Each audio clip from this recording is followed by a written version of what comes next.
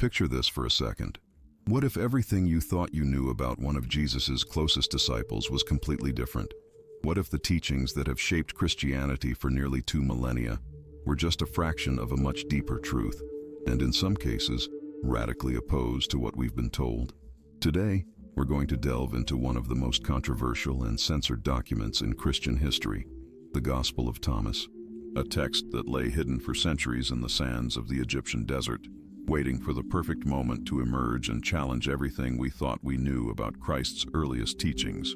The Apostle Thomas, popularly known as Doubting Thomas for his famous skepticism about Jesus' resurrection, was far more than just that moment of doubt conveyed by the canonical Gospels. Recent research suggests that Thomas may have been one of Jesus's most intimate disciples, and that his teachings contained elements the early church considered too dangerous to include in the official canon. This isn't just some modern conspiracy theory. It's the result of decades of archaeological investigation and textual analysis that have revealed a reality far more complex than what has traditionally been taught.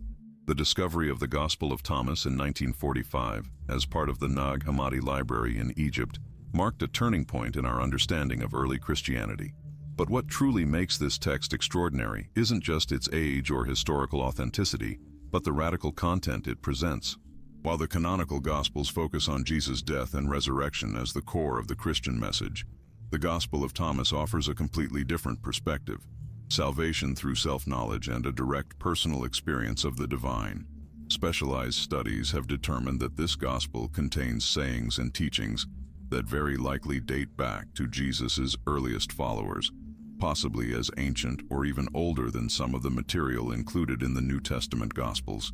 However, its message is so radically different that we immediately understand why it was excluded from the official canon. While Orthodox Christianity developed a theology based on the Church's mediation between the believer and God, the Gospel of Thomas suggests that each person has the capacity to find the divine directly within themselves. To truly grasp the revolutionary impact of this text, we need to transport ourselves to the 1st century CE, when Christian communities were just beginning to form, and different interpretations of Jesus' message were competing to establish themselves as the correct version. In this period, which scholars call early Christianity or proto-Christianity, there was a diversity of beliefs and practices that would be surprising to us today. There wasn't one unified church with established doctrines, but multiple communities interpreting Jesus' teachings in vastly different ways. The Gospel of Thomas emerges from this context of diversity, representing a current of early Christianity that emphasized personal mystical experience and direct knowledge of the divine. This tradition, which some academics associate with Gnostic currents, did not primarily see Jesus as a savior who died for humanity's sins, but as a wisdom teacher who came to awaken in people an understanding of their own divine nature. This fundamental difference in the interpretation of Christ's role explains why this gospel was eventually marginalized and excluded from the development of Orthodox Christianity. Textual investigations have revealed that the Gospel of Thomas is composed of 114 sayings attributed to Jesus, technically known as logia. These sayings are presented without contextual narrative, without references to specific miracles or biographical events, focusing exclusively on spiritual teachings. This unique structure suggests that the text was compiled with the specific purpose of preserving Jesus' most essential teachings, stripped of any elements that might distract from the central message. What makes these sayings particularly fascinating is that some of them also appear in the canonical Gospels, but with significant variations that often completely alter their meaning. Other sayings are entirely unique and present teachings we find nowhere else in early Christian literature. Biblical scholars have noted that these variations and unique sayings do not appear to be late inventions, but instead show linguistic and conceptual characteristics that point to a very ancient tradition, possibly independent of the canonical Gospels. The tradition that preserved the Gospel of Thomas seems to have maintained a focus on the historical Jesus as a wisdom teacher, rather than on the Christ of faith later developed by Pauline theology. This distinction is crucial to understanding why this text was eventually considered heretical. While St. Paul developed a theology centered on Christ's sacrificial death and the necessity of faith in his resurrection for salvation, the Gospel of Thomas presents a path to salvation, based on understanding and direct experience of Jesus' teachings. Linguistic and historical evidence suggests that the Gospel of Thomas may have originally been written in Aramaic or very early Greek, possibly in Syria or Palestine, before being translated into Coptic, the language in which it was preserved at Nag Hammadi. This chain of textual transmission indicates that the document circulated widely in early Christian communities and was considered important enough to be translated and preserved across multiple languages and cultures. The geographical context is also significant. Syria, and particularly the region around Edessa, was known in antiquity as a center of Christianity that maintained traditions distinct from the Christianity developing in the Greco-Roman world. Some historical sources suggest that Thomas himself may have had a special connection to this region, and that Syrian Christian communities preserved traditions about his teachings that were lost elsewhere. This geographical connection could explain why the Gospel of Thomas retains characteristics that clearly distinguish it from the Gospels eventually canonized by the Roman Church. The very structure of the text reveals a sophisticated pedagogical approach. The sayings are organized in a way that each builds upon the previous ones, creating a gradual program of spiritual instruction. This systematic organization suggests that the text was not simply a random collection of remembered sayings, but a carefully constructed document designed to guide readers through a process of spiritual transformation. Academic analyses have identified thematic patterns that develop throughout the text, starting with teachings on the nature of spiritual seeking and progressing toward more advanced concepts of union with the divine. The way the Gospel of Thomas addresses concepts like the kingdom of heaven is particularly revealing of its unique perspective. While the canonical Gospels often present the kingdom as a future reality to be established by divine intervention, the Gospel of Thomas consistently presents the kingdom as a present reality that can be experienced by those who achieve correct understanding. This difference is not merely theological, it has profound implications for religious practice and the structure of religious authority. If the kingdom of heaven is a present reality accessible through self-knowledge, then the need for religious intermediaries, institutional sacraments, and complex ecclesiastical structures becomes questionable. This revolutionary implication of the Gospel of Thomas's message explains why it posed a fundamental threat to the forms of Christianity that were developing more elaborate institutional structures. The tension between these different visions of the Christian message was not just academic, but had enormous practical consequences for power and authority within early Christian communities. The esoteric nature of the knowledge presented in the Gospel of Thomas also warrants deep analysis, as it reveals aspects of early Christianity that were later suppressed or reinterpreted. The text's sayings frequently employ symbolic and metaphorical language that requires interpretation, suggesting that the teachings were intended for those who had reached a certain level of spiritual preparedness. This initiatory approach contrasts sharply with later institutional Christianity's emphasis on simple faith and the unquestioning acceptance of doctrines.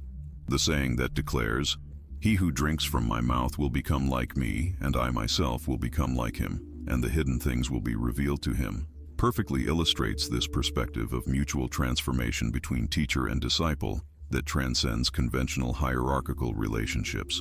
Academic research has identified multiple interpretive layers in the sayings of the Gospel of Thomas, revealing a theological sophistication that challenges simplistic narratives about the development of early Christian thought. The text appears to operate on at least three interpretive levels: the literal, which can be understood by any reader; the symbolic, which requires familiarity with broader spiritual traditions; and the mystical, which is only revealed through direct experience of the realities described. This multi-level structure suggests that the text's authors were familiar with sophisticated pedagogical traditions that were later lost or deliberately suppressed in the development of Orthodox Christianity. The treatment of the sacred feminine in the Gospel of Thomas presents another controversial aspect that distinguishes it from the canonical texts. Although the text contains some passages that reflect the patriarchal attitudes of its time, it also includes elements that suggest a higher valuation of the feminine principle than is found in later Christian tradition. The presence of Mary Magdalene as an important interlocutor, and the reference to concepts like the spiritual mother, indicate influences from traditions that recognized feminine aspects of the divine. These references were particularly problematic for the ecclesiastical authorities who were developing a strictly patriarchal theology and who viewed any recognition of the sacred feminine as a threat to their exclusive male authority. The Gospel of Thomas's relationship with the mystical traditions of the Middle East and the Eastern Mediterranean also reveals connections that were later denied by official Christianity. Comparative analyses have identified surprising parallels between Thomas's sayings and elements of Hermetic, Gnostic, and Jewish wisdom traditions that circulated during the same period. These connections do not necessarily imply direct influence, but rather suggest that early Christianity participated in a much more diverse intellectual and spiritual ecosystem than was later acknowledged. The preservation of these elements in the Gospel of Thomas offers a unique window into this lost world of religious exchange and spiritual synthesis. The teaching methods employed in the Gospel of Thomas also reflect pedagogical approaches that contrast with those later adopted by institutional Christianity. Instead of presenting doctrines to be accepted by faith, the text consistently challenges readers to question their assumptions and to seek direct understanding. Sayings like, "Let him who seeks continue seeking until he finds, and when he finds, he will be troubled, and when he is troubled, he will marvel, and he will reign over the all," establish a paradigm of active seeking that places the responsibility for spiritual discovery on the individual rather than on external authority. This democratic approach to spiritual knowledge was inherently subversive in a context where religious institutions were trying to establish their authority as necessary intermediaries between the human and the divine. If you're fascinated by uncovering these hidden aspects of early Christianity, make sure to subscribe to the channel and hit that notification bell, because we have much more revealing content about ancient texts and historical truths that have been suppressed for centuries. The narrative structure of the Gospel of Thomas also reveals significant aspects of how early Christian communities understood the nature of spiritual teaching. Unlike the canonical Gospels, which present Jesus' words within specific narrative contexts, the Gospel of Thomas presents the sayings in a more abstract manner, without detailed references to time and place. This approach suggests that the text's authors and preservers were more interested in the universal truths contained in the teachings than in establishing a specific historical chronology. This timeless perspective on the spiritual message contrasted with later trends in Orthodox Christianity, which emphasized specific historical events and the importance of apostolic succession as a basis of authority. The concept of salvation presented in the Gospel of Thomas also fundamentally differs from the doctrines later developed by the institutional church. Instead of emphasizing the need for redemption through Christ's sacrifice, the text presents salvation as a process of awakening to the knowledge of one's true nature and of reality. This perspective places transformative power within the individual rather than in external institutions or specific rituals. The saying, "If you bring forth what is within you, what you have will save you. If you do not have that within you, what you do not have within you will kill you," encapsulates this radically self-empowered approach to spiritual transformation that eliminated the need for religious intermediaries. The cosmology implicit in the Gospel of Thomas also presents elements that were later considered heretical by Orthodox Christian authorities. The text suggests a view of reality in which the divine and the human are not fundamentally separate, but rather an essential continuity exists between them. This non-dualistic perspective contrasted sharply with later theologies that emphasized the separation between creator and creation, and between the sacred and the profane. The implication that human beings could attain states of consciousness that would equate them with the divine was particularly threatening to institutions that depended on maintaining a clear distance between humanity and divinity to justify their role as necessary intermediaries. The social and political structure of the first-century Mediterranean world also played a crucial role in the eventual marginalization of the Gospel of Thomas and similar texts. Communities that valued these Gnostic texts tended to be more egalitarian in their organization, with less emphasis on formal hierarchies and more emphasis on direct spiritual experience as a source of authority.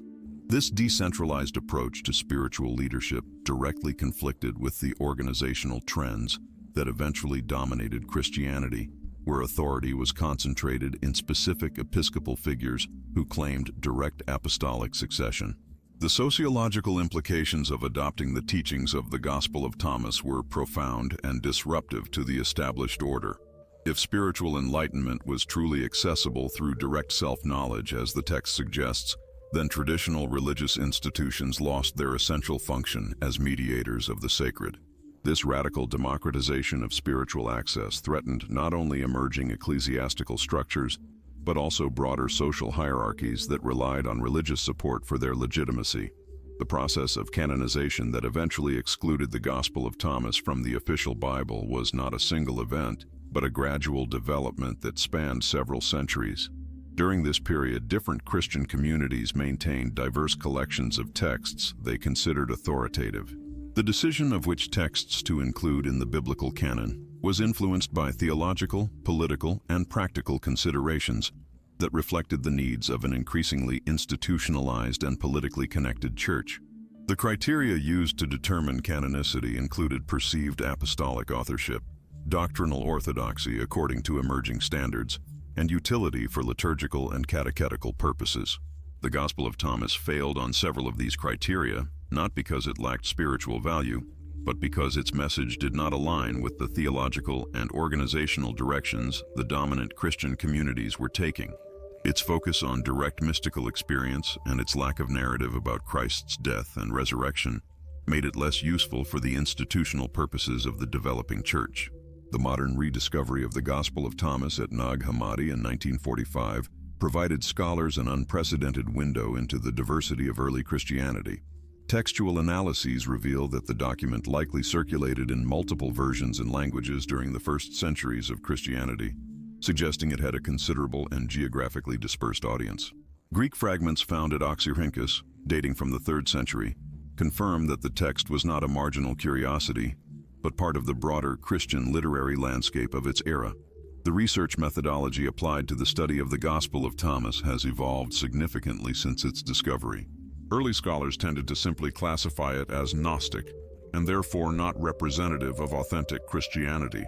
But more recent approaches recognize that such a characterization is anachronistically simplistic. The text exhibits elements that could be considered Gnostic according to later definitions, but it also contains material that resonates strongly with Jewish wisdom traditions and with teachings that appear in the canonical Gospels. This textual complexity suggests that the boundaries between different currents of early Christianity were much more permeable than later theological categories might imply. Instead of viewing the Gospel of Thomas as representative of a clearly defined heretical sect, it is more accurate to understand it as evidence of the rich interpretive diversity that characterized the period. The official narrative about early Christianity used to be pretty clean, a straight shot from point A to B. Then the Gospel of Thomas dropped like a bombshell. It forced a lot of high-minded academics, the guys buried in dusty university archives from here to Berkeley, to rethink everything they thought they knew. Suddenly, that tidy picture of early Christian communities looking like a well-oiled machine was out the window. This text, a real piece of ancient street wisdom, showed there wasn't just one way to get Jesus' message across in those first few centuries. There were plenty of valid takes, and some just got muscled out. You find some lines in Thomas that sound awfully familiar, echoes of what's in Matthew, Mark, and Luke. That's where the real academic slugfests start. Some eggheads swear Thomas has the original unvarnished quotes, like raw testimony, later polished up for the mainstream Gospels. Others argue Thomas is a later spin, a remix of simpler traditions. Either way, it's a deep dive into how Jesus' words got passed around, twisted, and understood in those chaotic decades after he was gone. It's like trying to trace the origin of a rumor back through a dozen different neighborhoods. Thomas also had a different read on time and destiny than most of the early Christian crowd. While many expected the end of the world any minute, the big show of God's kingdom coming down, Thomas saw that kingdom as something already here, something you could tap into right now if you just understood. That shift, from a future cataclysm to a present truth, totally changed how those early communities lived their lives and set their priorities. It wasn't about waiting for the next big thing. It was about seeing what was right in front of you. And get this, Thomas barely mentions Jesus' death and resurrection. Crickets. Scholars have been trying to make sense of that omission for ages. Some figure it points to a super early tradition, predating the whole Jesus died for our sins theology. Others argue it was a deliberate choice, a different focus on who Jesus was. Instead of the sacrificial lamb, Thomas paints him as a wisdom teacher, a guy who could reveal hidden spiritual truths. Less about the blood, more about the light. The power play by the church brass to suppress the Gospel of Thomas. That's where things get really interesting. showing the kind of backroom deals going down in the formative centuries of institutional Christianity. Deciding which texts made the cut and which got tossed into the spiritual dumpster wasn't some divine lottery or a pure historical judgment. Nah, it was a political, social, and theological chess game, reflecting what those emerging Christian communities needed to survive. The church authorities who started flexing their muscle in the 2nd and 3rd centuries had a monumental task: unify a bunch of diverse groups under one coherent doctrine. And that meant cutting out anything that complicated or contradicted the core message they were trying to sell. The Christian leaders of that era knew their movement's survival and expansion hinged on presenting a united front to the Roman authorities and the competing religious traditions. The Gospel of Thomas, with its emphasis on direct personal knowledge and its seemingly casual dismissal of institutional authority, was a direct challenge to that consolidation effort. If every Joe Schmo could tap into the deepest spiritual truths without a priest or bishop mediating, then what was the point of the whole emerging church hierarchy? Their power, their very job, would be on the ropes. The political fallout of keeping texts like Thomas alive went beyond just internal church squabbles. In a world where Christianity was clawing for legitimacy and eventually official recognition within the Roman Empire, doctrinal diversity looked like a weakness, an open invitation for persecution, or a nightmare for negotiations with secular powers. A unified, coherent brand of Christianity. That was a strategic goldmine for anyone looking for legal protection and official recognition for their flock. The process of marginalizing texts like Thomas also reflected deeper social tensions within those early Christian communities. Thomas's teachings, with their focus on individual transformation and esoteric knowledge, really resonated with the educated, philosophically savvy segment of the Christian population. But let's be real, that stuff was less accessible to the masses, the growing base of converts. The church leaders understood that growth depended on attracting and holding on to those wider populations, and that meant a more direct message, less reliant on complex interpretations or specialized knowledge. Keep it simple. Stupid was the unspoken rule. The role of apostolic authority in these canonization debates deserves a closer look. Even though the Gospel of Thomas claimed ties to one of the original 12 apostles, that claim was up against a whole bunch of other texts and traditions making similar boasts. The church bigwigs started drawing stricter and stricter lines on what counted as authentic apostolic authority. These new rules favored texts that propped up the emerging institutional structures and pushed aside anything that suggested alternative spiritual setups. The theological reasons for Thomas getting the boot also highlight fundamental arguments about salvation and the community's place in spiritual life. While Thomas hinted that spiritual transformation was mostly an individual journey sparked by an inner awakening, the traditions that eventually became Orthodox Christianity hammered home the importance of communal participation in established rituals and sticking to specific doctrines. This wasn't just academic hair-splitting. It had real-world implications for how Christian communities organized themselves and kept their social fabric intact. And don't forget the economics. Money talks, even in ancient religious movements. The Christian communities that thrived in those early centuries were the ones that figured out how to set up effective systems to support their clergy and maintain their properties and institutions. Teachings that emphasized clerical authority and regular ritual participation provided a much more solid foundation for these economic systems than those that suggested individuals could find spiritual enlightenment without needing the institutional scaffolding.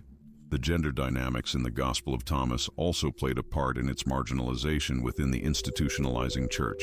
Some passages in Thomas suggest roles for women in spiritual life that were way out of line with the prevailing social norms and the direction Orthodox Christianity was heading regarding gender authority. In a society where institutional legitimacy largely depended on conforming to established social expectations, these alternative viewpoints were political and social landmines the church leaders were keen to avoid. The way the Gospel of Thomas was copied and passed down also sheds light on how knowledge networks operated back in the day. The fact that copies survived in specific geographical pockets suggests certain communities valued these teachings enough to keep them going, even with mounting pressure for doctrinal conformity. This tells you the suppression of alternative texts wasn't some instant, total wipeout. It was a gradual process, shifting with community priorities and power structures. The implications of all this preservation and suppression go way beyond just early Christianity. They reveal fundamental patterns in how societies build and maintain authoritative narratives about spiritual and social reality. The case of the Gospel of Thomas shows how emerging religious institutions developed sophisticated strategies to manage doctrinal diversity, and how those strategies profoundly shaped the traditions we inherited. The specific mechanisms for marginalizing certain texts weren't just about formally excluding them from official canons. It was also about crafting narratives that delegitimized alternative viewpoints by branding them as heresies or associating them with groups deemed problematic for social stability. It was a smear campaign, ancient style. The archaeological and manuscript evidence surrounding the Gospel of Thomas gives us a fascinating peek into the daily grind of the communities that kept these texts alive through centuries of institutional pressure. The circumstances of the Nag Hammadi discovery, manuscripts deliberately hidden at a specific historical moment, likely in response to official edicts demanding the destruction of heretical literature, speak volumes. The care taken to preserve them, wrapped in protective materials and stashed in sealed jars, suggests these communities understood both the value of these writings and the risks of holding on to them. This clandestine preservation hints at sophisticated networks of people committed to keeping alternative traditions alive, despite the official heat. Analyzing the materials in these manuscripts and the writing techniques used tells us a lot about the economic resources and technical capabilities of the communities that produced them. The quality of the parchment and the precision of the calligraphy suggests these weren't some cheap knockoffs from a fringe group with no cash. These were communities with access to skilled scribes and good materials. This blows apart the simplistic narratives that paint groups preserving alternative texts as impoverished sects or intellectually limited. On the contrary, the evidence suggests many of these communities were socially and economically viable, and their marginalization was the result of specific political and doctrinal processes, not some inherent weakness. The geographical spread of manuscripts related to traditions similar to Thomas indicates these spiritual perspectives had a significant presence in specific regions of the Mediterranean and the Middle East. The distribution patterns suggest transmission routes that followed established trade and cultural networks, meaning these ideas circulated within sophisticated social systems, not just isolated groups. Textual variations in different regions also suggest these traditions kept evolving and adapting to local contexts, showing ongoing intellectual vitality rather than just a robotic preservation of fixed doctrines. These were living, breathing ideas. Modern textual analysis techniques have peeled back layers of composition and editing in the Gospel of Thomas, revealing a complex history of development and transmission. Some specialists pinpoint elements that seem to reflect very early traditions, possibly contemporary with the canonical Gospels, while other sections show evidence of later elaboration, reflecting theological concerns that developed during the 2nd and 3rd centuries. This compositional complexity suggests the text was a living document within the communities that used it, subject to revision and expansion in response to changing circumstances and new spiritual insights. The linguistic elements in the Coptic and Greek versions of the text offer crucial clues about the cultural contexts in which it circulated. The use of specific terminology and particular grammatical constructions suggest familiarity with Hellenistic philosophical traditions as well as concepts found in Jewish wisdom literature. This combination indicates that the communities developing and preserving these texts operated in culturally diverse environments where different intellectual traditions interacted and influenced each other.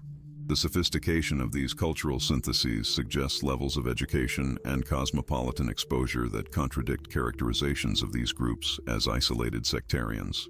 The literary structure of the Gospel of Thomas, organized as a collection of sayings rather than a chronological narrative, reflects specific teaching methods for transmitting spiritual wisdom.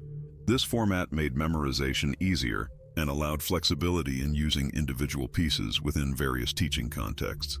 The evidence suggests these sayings functioned as jumping-off points for broader discussions about spiritual meanings, rather than fixed doctrinal statements requiring literal adherence. This pedagogical approach contrasts sharply with the more systematic methods that characterize the development of Orthodox Christian theology, hinting at different philosophies about how spiritual knowledge is transmitted and applied. The thematic connections between the Gospel of Thomas and other ancient wisdom literature reveal important continuities with intellectual traditions that predated Christianity. Parallels with texts like biblical proverbs, Egyptian wisdom literature, and Greek philosophical traditions suggest that Thomas's authors and editors were familiar with a wide range of intellectual sources and consciously integrated elements from these traditions into their own theological syntheses. This integration indicates that early Christianity existed in continuous dialogue with broader intellectual currents of its era, and that the boundaries between specific traditions were more porous than later characterizations, which emphasized clear doctrinal distinctions, would have you believe. The implications of these intellectual connections stretch far beyond purely academic considerations, touching on fundamental questions about how Christian identity was formed and defined during its formative centuries. The evidence suggests that many of the distinctions later considered essential for Christian orthodoxy weren't so clear or definitive during the early periods of the tradition's development. Groups using texts like the Gospel of Thomas didn't necessarily see themselves as representatives of an alternative or competing tradition, but rather as legitimate participants in a broader process of understanding and interpreting the teachings attributed to Jesus. This perspective challenges narratives that present the development of early Christianity as a gradual separation between true orthodoxy and deviant heterodoxy. It was messy, like any street fight. The specific mechanisms through which certain texts and traditions were excluded from the emerging canon reveal complex dynamics involving political, cultural, and theological factors. Historical sources preserve evidence of intense debates within early Christian communities over issues like apostolic authority, the interpretation of Jesus' teachings, and the relationship between divine revelation and communal tradition. The texts that eventually made the canon didn't necessarily prevail because they represented theologically superior perspectives, but because they were promoted by groups that developed institutional advantages and were able to establish more effective networks of authority. This selection process involved practical considerations about community unity, doctrinal coherence, and ecclesiastical authority that often trumped arguments based purely on textual antiquity or historical authenticity. The influence of external political factors on these canonical definitions cannot be overstated. Christianity's shift in status under Emperor Constantine created new pressures for establishing clear doctrinal definitions that could serve as a basis for political as well as religious unity. The church leaders who participated in councils like Nicaea operated in contexts where imperial stability was intertwined with theological concerns. This convergence of political and religious interests created incentives to adopt doctrinal positions that prioritized unity and centralized authority over the theological diversity that had characterized earlier periods. Texts like the Gospel of Thomas, with their emphasis on individual seeking and their resistance to systematic doctrinal formulations, became problematic not so much for intrinsic theological reasons, but because they didn't align with the emerging institutional objectives. They just didn't fit the mold. The long-term consequences of these formative decisions continue to echo in contemporary debates about religious authority, scriptural interpretation, and the nature of authentic spiritual experience. Modern rediscoveries of texts like the Gospel of Thomas have prompted significant reconsiderations of traditional narratives about early Christian development and have raised new questions about what constitutes legitimate authority in matters of faith and practice. Contemporary scholars have identified persistent tensions between institutional approaches to religion that emphasize doctrinal conformity and more individualized traditions that prioritize direct experience and personal interpretation. These tensions reflect fundamental divisions over the nature of religious knowledge and the appropriate mechanisms for its validation and transmission. Mystical traditions within Christianity have maintained connections with perspectives similar to those found in the Gospel of Thomas, although these connections have often been veiled or expressed through language that avoids direct conflict with established orthodox doctrines. The writings of figures like Meister Eckhart, John of the Cross, and other Christian mystics contain elements that resonate with Thomas's emphasis on direct knowledge of the divine and personal transformation through spiritual insight. These continuities suggest that the perspectives represented in texts like the Gospel of Thomas never completely vanished, but instead just went underground, a whisper in the dark corners of faith. These traditions persisted in adapted forms, finding ways to coexist with dominant institutional structures. Studying these enduring elements peels back layers, revealing the complex processes by which religious traditions maintain internal diversity even while presenting a united doctrinal front. It's like finding hidden passages in an old building. The official blueprints only tell half the story. The parallels between the teachings preserved in the Gospel of Thomas and contemplative traditions from other religions have grabbed a lot of academic attention. They've really pushed for comparative approaches to studying spirituality. You see similarities with aspects of Buddhism, Hinduism, even certain Islamic mystical traditions. This suggests that some insights into the nature of spiritual experience might just cut across specific religious boundaries. Some scholars see these convergences as proof of universal principles underlying different religious traditions, while others emphasize the unique cultural contexts that shaped how these principles were expressed. The ongoing debate here reflects a bigger tension in the academic study of religion. Do we look for universal truths, or do we focus on the gritty, specific historical and cultural details? The contemporary reception of the Gospel of Thomas has been heavily influenced by modern intellectual currents that put a premium on individuality, personal experience, and, let's be honest, a healthy skepticism toward institutional authority. These leanings have led to some interpretations that might not quite line up with the historical context where these texts were originally produced and used. Scholars have pointed out the critical importance of distinguishing between the historical meaning of these texts within their original settings and their appeal to contemporary audiences operating with entirely different cultural and religious assumptions. This distinction is crucial for maintaining academic rigor, while still recognizing the ongoing value of these materials for understanding the wild diversity of early Christianity. The methodologies developed for studying texts like the Gospel of Thomas have really pushed forward interdisciplinary approaches, pulling together history, literature, anthropology, and religious studies. These blended methodologies have proven their worth, not just for understanding specific texts, but also for building more sophisticated theoretical frameworks for studying complex religious traditions. The insights we've pulled from this work have influenced studies of other historical periods and other religious traditions, showing how specialized research can contribute to a broader understanding of religious and cultural phenomena. Developing these methods has also opened up more productive dialogues between scholars coming from different disciplines and theoretical angles. The ethical questions involved in interpreting and presenting controversial religious texts have been getting more and more attention.